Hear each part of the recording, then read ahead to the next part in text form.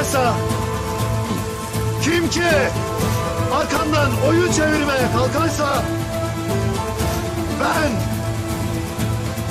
Ertuğrul Gazioğlu Osman, babamın kurulduğu ulu post, gölgesinde yaşadığımız tamgalı sancak ve beynimde taşıdığım kara pusadım üzerine and içerim ki acımam. Sen olur yıkar, ateş olur yakarım.